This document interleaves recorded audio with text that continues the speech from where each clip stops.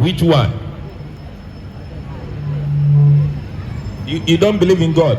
You were not here when I said it. The word of God says that anyone who says there is no God, he's F-O-O-L. You are not. Have you been to school? I go to school, yes. You've been to school? Okay. Do you believe there is someone who designed this if you are well? Yes. And so you think this beautiful earth, nobody designed it? Have you ever done physics or chemistry? I've done physics and chemistry. The physics book has changed over 10 times since the last time I looked into it. Do you believe there's a big person that's looking after the world? Do you believe somebody designed your clothes? Do you know the person? Somebody who works for M&S or Next. No. Do you know the person who designed his clothes? Do I know them? No, not personally. No. Does the person exist or dead? Not to my knowledge. You don't know. This beautiful world we live in, do you think it came from nothing and nobody created it? If someone created, everything was created by somebody. How come when it comes to God, you said there is nobody like that? I don't think this is right. You went to school, you did physics. I believe in physics. You believe physics and chemistry. I don't want to take you into, but there are molecules, there are atoms, there are all kinds of things. Do you think they just evolve? Your answer tells me somebody designed you. I have to go. Yeah, you have to go. You have to go. Only a fool says there is no God. Only a fool. Only a fool. You see how many people who have been to school, they have been to school, they have been to universities, but when it comes to the Creator, they cannot reason. You know why? Sin. There is something called sin. God is not afraid of your choice. God created you in his own image, but he gave us a willpower. Look, God created everything and he told man, you can have dominion over everything. You can eat anything you want to. Just don't touch this tree. If you eat this tree, you will live forever. If you eat this, you will die. Do you know man took his will and the very thing God said, if you eat, you will die, he decided he will eat that. He won't eat that which will give him life. Now, you have your willpower. Can somebody give me a tobacco box? Look on the tobacco box. Look at the cigarette box. There are some ugly pictures on the cigarette box. If you are smoking, just look at the box and look at what they have written on the cigarette box. You have a will. It's a choice you made. The tobacco company didn't force you. You took your own money. You went to that shop. They told you this thing is poison. It can kill you. And you bought it with your own money. And you begin to smoke. That doesn't make sense. You have been to school, you can read.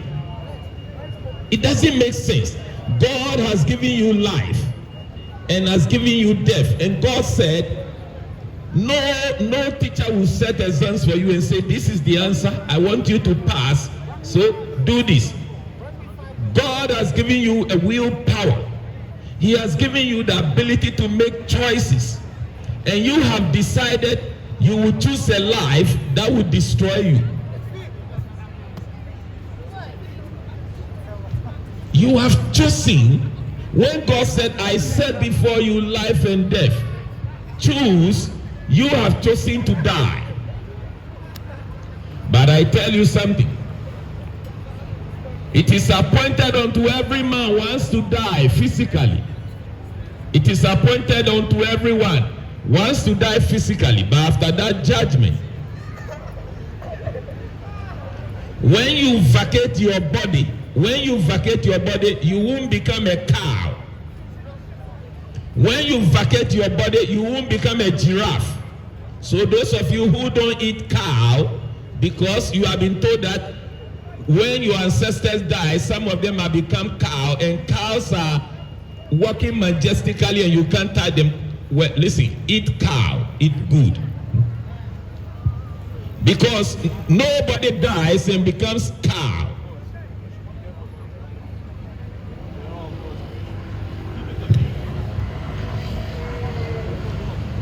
God created them for food, not to worship. And there are some of you, you don't eat cows, but you said you are vegetarian. The vegetable you are eating, maybe your grandfather who died has become one of those vegetables. Hello? Nonsense.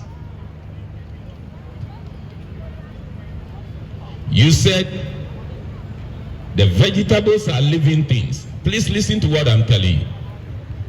Something dies in order for something to live. Something dies for something to live. Jesus died for us to live. He became sin. He died for our sins so that he can give us the righteousness of God. Jesus, he became sin so that he can give you the righteousness of God. Righteousness means right standing with God. If you are righteous, God sees you. He doesn't see you as a sinner.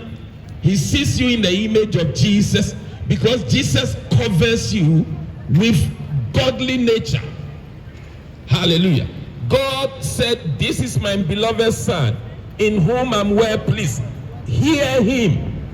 Now, if God is pleased in Jesus, and you have Jesus as your Lord and personal Savior, God is pleased with you. This is why we preach to you Jesus. Jesus became man. He wasn't a man. In fact, John the Baptist, the prophet who was sent purposely to reveal Jesus to us, he said, Jesus was before me. Jesus was before me. Jesus lived before he became man. Somebody listen. Jesus became man, and because he became man, we have problem. Some people say, how can God become man? Foolishness. How does ice cube change and become water? And the same water can change and become vapor. Water has the ability to become a cube, become liquid, and become vapor, a gas. And we don't question that. We don't question how water alone has the ability to solidify and become solid like ice block. And the same water can dissolve from ice block and become water, liquid. And the same water can become vapor. But when it comes to God, who is a spirit, the creator who created everything, when we went wayward, he became like one of us, like a master engineer who has engineered something, and something has gone wrong with his invention, and he decided to become the mechanics to fix that problem, and we have issue with it. God didn't create you the way you are. The word of God says he created us a little lower than the angels. You don't look like angel. You may have pimple on your face. Your nose might be twisted. Your lips might be twisted. Your ankle might be twisted. You may have all kinds of skin diseases. But the word of God says God created you a little lower than the angel. Why do you want to look like the devil? Before you take that drug, before you push drug into your vein, before you sniff that cocaine, before you put that cigarette in your mouth, before you, a woman, you decide to do stuff with women, before you, a man, you decide to take another man like a woman, know that God created you in his image, and he created you a little lower than the angels. You might not look like an angel, but God created you just a little like the angel, except you don't have wings to fly. You don't have the ability to vanish. You walking over here, you were created a little lower than the angels. But amazingly, even though you were created a little lower than the angels, angels serve you. God has given angels instruction to serve you. But because you don't know your value, you call yourself a lesbian, you call yourself a gay, you call yourself a drunkard, you call yourself a thief. God doesn't know you with that name. God didn't create you like that. He created you a little lower than the angels. Oh, if only you know your value. God took time. God took time. For 9 months, He put you together in your mother's womb. All your mother was doing is eating, sleeping, walking, drinking.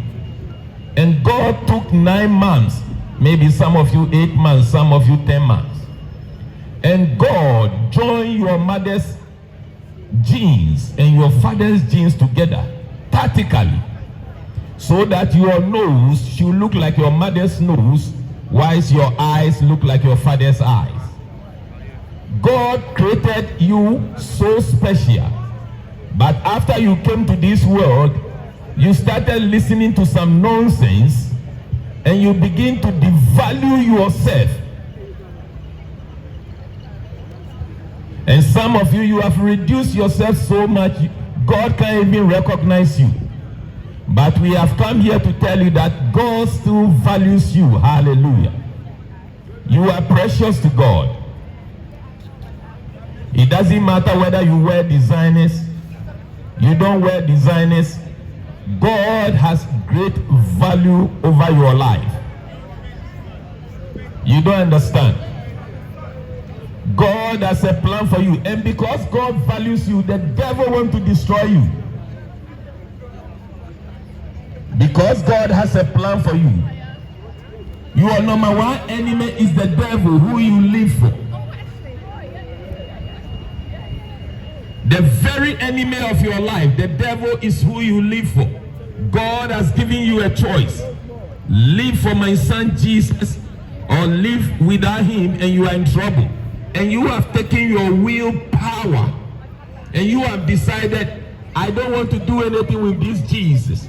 He's a prophet to me. Even if he's a prophet, he's a better prophet than the prophets you are following. So why do you follow prophets who do not measure?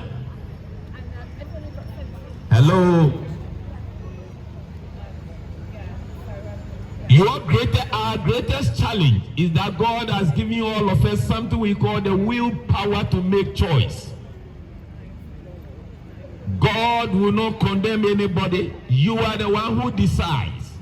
God said, I set before you life and death. Let me read the word of God. God said, I have set before you life and death. Choose. You are choosing. You chose that woman. After you have chosen her, you begin to call her names. You begin to call her stupid. You begin to call her fat. After you have chosen, you chose that man to be your partner. And after you have chosen him, you begin to call him useless. No, you are useless. Because if you, after you have chosen and you say he's useless and she's useless, you the one who make the choice, you are the problem. Because she's so stupid, that's why you chose her. Because if she's not stupid, she wouldn't have chosen you. Hello? If you call your husband stupid or your wife stupid, you are the most stupid person. Because that person is so stupid, that's why that person chose you. If that person is intelligent, they wouldn't have chosen you. So next time you are calling your partner names, think about it. Hallelujah. Young people, you are not invisible. The young generation, they have misplaced you. You know what is misplacement? They have taken God out of you. You don't know where you are going. You don't know what you are living for. You are just living.